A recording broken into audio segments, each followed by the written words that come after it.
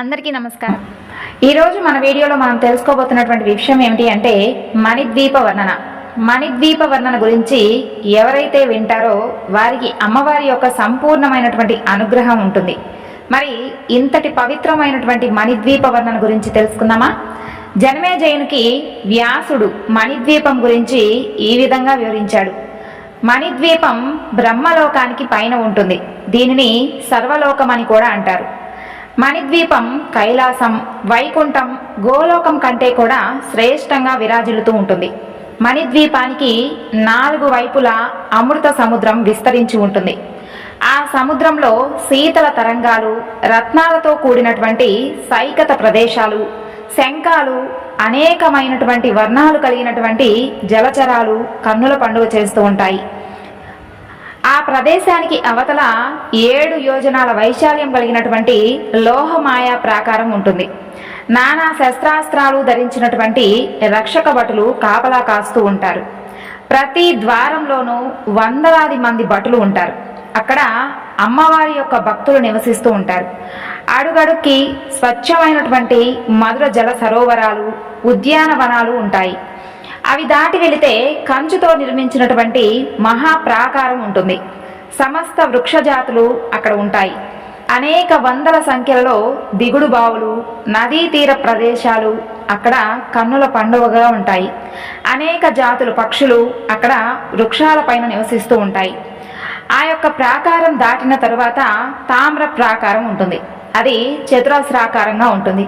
అక్కడ పుష్పాలన్నీ కూడా బంగారు వన్నెతో బాసిల్లుతూ ఉంటాయి. పండ్లు రత్నాల వలె కన్నులకు ఇంపుగా ఉంటూ సువాసనలు వెదజల్లుతూ ఉంటాయి. తామ్ర ప్రాకారం దాటి వెళ్ళగా సీస ప్రాకారం ఉంటుంది. సీస ప్రాకారాల మధ్య భాగంలో సంతాన వాటిక ఉంటుంది. అక్కడ అనేక రకాల ఫల వృక్షాలు ఉంటాయి.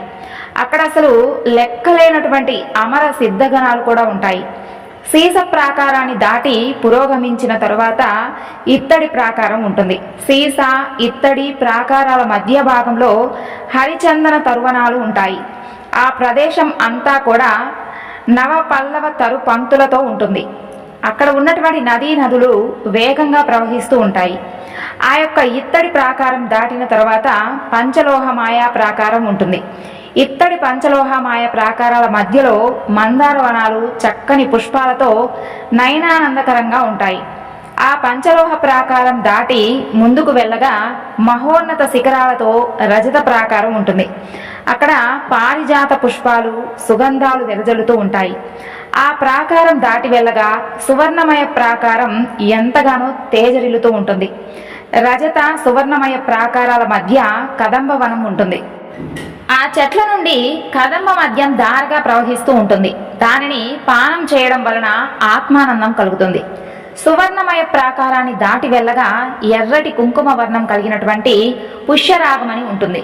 సువర్ణమయ, పుష్యరాగ ప్రాకారాల మధ్య వృక్షాలు, వనాలు, పక్షులు అన్నీ కూడా రత్నమయాలై ఉంటాయి. ఇక్కడ దిక్పాలకులైనటువంటి ఇంద్రాదులు ఆయుధాలు ధరించి ప్రకాశిస్తూ ఉంటారు. దానికి తూర్పుగా అమరావతి నగరం నానావిధ వనాలతో బాసిల్లుతూ ఉంటుంది.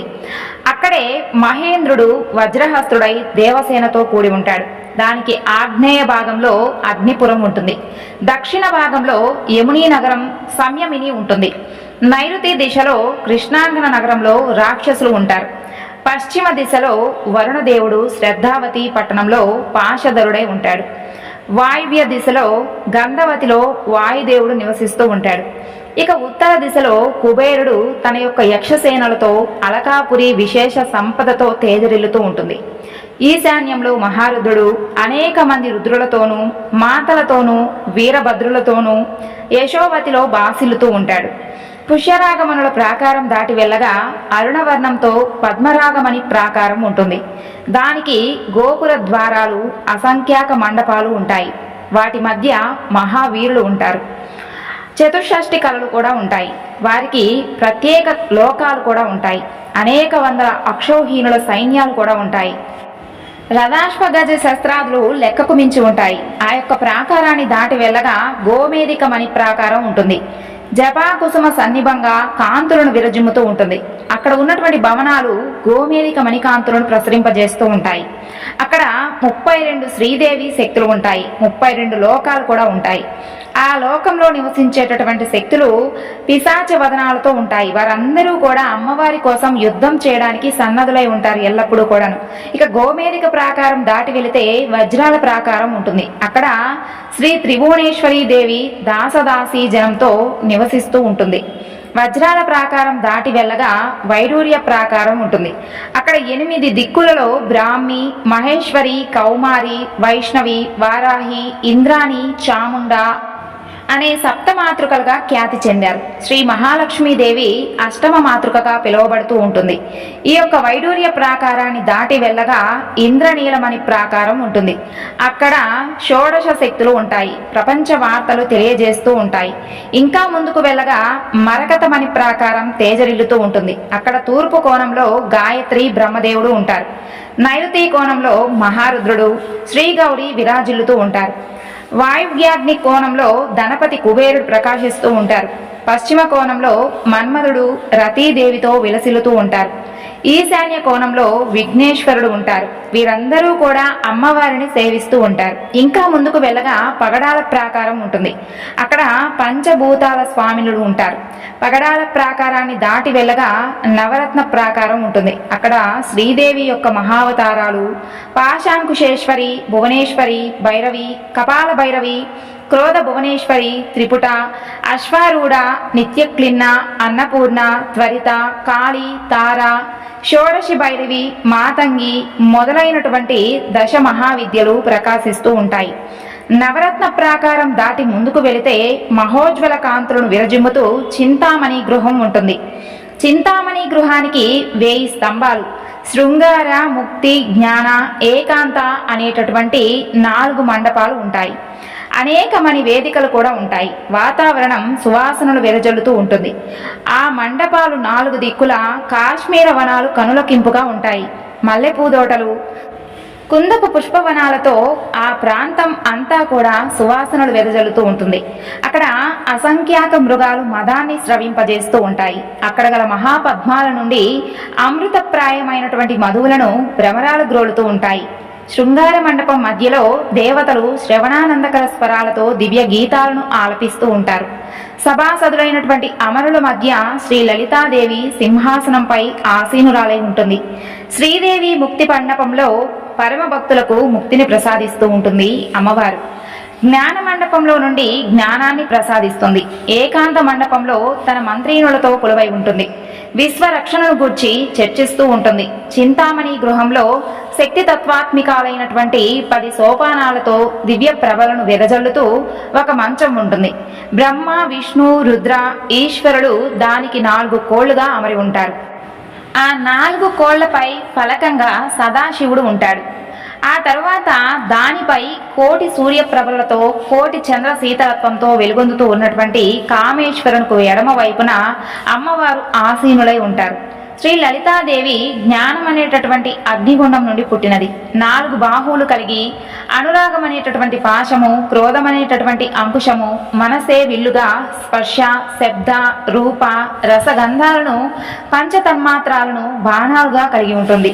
బ్రహ్మాండం అంతా కూడా తన యొక్క ఎర్రని కాంతితో నింపివేసింది. సంపెంగ, అశోక, పున్నాగ మొదలైనటువంటి పుష్పముల సువాసనలతో తలకట్టు కలిగినది.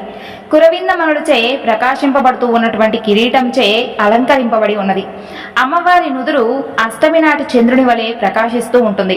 చంద్రునిలోని మచ్చవలే ఆమె ముఖంపై కస్తూరి తిలకం దిద్దుకొని ఉంటుంది. ఆమె యొక్క కనుబొమ్మలు గృహమునకు అలంకరించినటువంటి మంగళ తోరణముల వలె ఉంటాయి. ప్రవాహమునకు కదులుతూ ఉన్నటువంటి చేపల వంటి కనులు, సంపెంగ మొగ్గ వంటి అందమైనటువంటి ముక్కు, నక్షత్ర కాంతిని మించినటువంటి కాంతితో మెరుస్తూ ఉన్నటువంటి ముక్కు పుడక, కడిమి పూల గుత్తిచే అలంకరింపబడినటువంటి మనోహరమైనటువంటి చెవులకు సూర్యచంద్రులే కర్ణాభరణములుగా కలిగి ఉంటుంది. పద్మరాగమణి కెంపుతో చేయబడినటువంటి అద్దం కంటే అందమైనటువంటి ఎర్రని చెక్కిళ్లతో ప్రకాశిస్తూ ఉంటుంది. రక్తపగడమును, దొండపండును మించినటువంటి అందమైన ఎర్రని పెదవులు, షోడశి మంత్రమునందలి 16 బీజాక్షరముల జంత వంటి తెల్లని పల్లవరస కలిగి ఉంటుంది. అమ్మవారు సేవించినటువంటి కర్పూర తాంబూల సువాసనలు నలుదిక్కులకు వెదజల్లుతూ ఉంటాయి. ఆమె పలుకులు సరస్వతీదేవి యొక్క వీణానాదం మించి ఉంటాయి. అమ్మ చుబకముతో పోల్చదగినటువంటి వస్తువు ఏమీ లేదు. కామేశ్వరుని చేయి కట్టబడినటువంటి మంగళ సూత్రముతో అమ్మ కంఠము శోభిలుతూ ఉంటుంది. దండకడియములు వంకీలతోనూ అందంగా అలంకరింపబడి ఉంటాయి. రత్నాలు పొదిగినటువంటి కంఠాభరణము, ముత్యాల జారలో కలిగినటువంటి చింతాకు పథకము ధరించి ఉంటుంది. ఆమె నడుము సన్నగా ఉంటుంది. ఆమె యొక్క కాళిగోళ్ల కాంతి భక్తుల అజ్ఞానాన్ని తొలగిస్తుంది. పద్మాల కంటే కూడా మృదువైనటువంటి పాదాలు కలిగి ఉంటుంది అమ్మవారు. సంపూర్ణమైనటువంటి అరుణ వర్ణంతో ప్రకాశిస్తూ శివ కామేశ్వరుని ఒడిలో ఆసీనురాలై ఉంటుంది లలితా పరమేశ్వరి దేవి. ఈ వివరణను జనమేజయునికి సాక్షాత్తు వ్యాసుడు వివరిస్తాడు. దీని గురించి ఎవరైతే వింటారో వారికి అమ్మవారి యొక్క సంపూర్ణమైనటువంటి అనుగ్రహం ఉంటుంది అని వ్యాసుడు జనమేజయునికి వివరిస్తాడు. ఈ వివరణ మీ అందరికీ కూడా ఆసక్తికరంగా ఉంది అని అనుకుంటున్నానండి. ఈ వీడియో మీకు నచ్చినట్లయితే తప్పకుండా లైక్ చేయండి, మరికొంతమందికి షేర్ చేయండి. మరలా మరొక చక్కని వివరణతో మీ ముందుంటాను. అంతవరకు నమస్కారం. జై శ్రీకృష్ణ.